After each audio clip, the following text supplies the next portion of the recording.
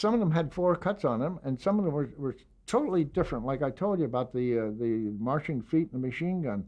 Like I have a record there that's got 2 automobile sounds and a collie dog barking on a 3rd cut. Now, when you're and the sound for a clap of thunder was 5 1/4 turns in. 5 1/4. Now you could either cue it up with a chalk mark, so you put that needle down right on that groove where that chalk mark was, or you counted 5 1/4. Now, if you had time, the safest way was the 5 1/4. But if you couldn't, you had to put it down there. Now you had to have how good was the torque of your turntable? How fast could that get up to speed? If that was slow, you get a whoa, a wow. So now, if you put it down on the spot, the needle on the spot, you had to fingernail the record, lift it off the platter. Now the platter would get up to speed. Then you drop it, but you had to drop it in such a way that you didn't disturb where that needle was. And they were stainless steel, or sometimes during the war they were bamboo slivers.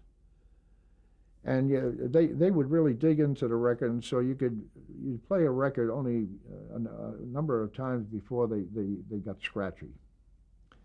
But that's what can you imagine doing a busy show, and then you got your fingernail under the record, and then you go from there, you go. So it was very stressful, to say the least, because it was also vacuum tubes.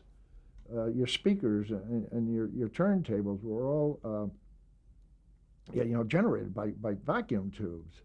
So if the vacuum tube went, you lost it. Or if somebody tripped on your AC wire, that's why we had twist lock thing. But sometimes sometimes the actors or somebody would move it, and if that got out of the wall, you lost all your speed or your electricity.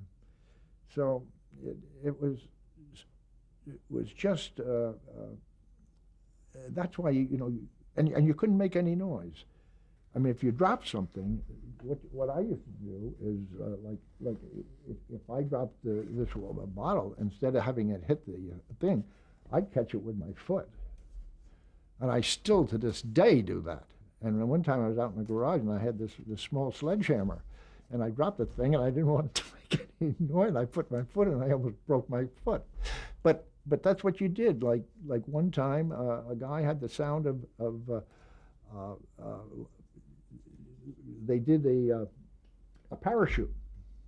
So they had 4 guys with a big sheet, and the parachute opened, and then this other guy climbed up on a 7-foot ladder, and they had all dirt and so forth down, and so he jumped off the ladder into that supposedly when the parachutist hit the ground. But he jumped too soon. And so in air, how he did it, nobody knows. In air, he just pulled himself, and he just didn't make any noise when he fell. But I mean, it was, and when you coughed, you cough like this, and you couldn't make any noise, and no, if you made, that's why cigarette smoking and so forth and so on was you weren't, of course, allowed to do any of that stuff, and because one cough would disturb the whole atmosphere of a story.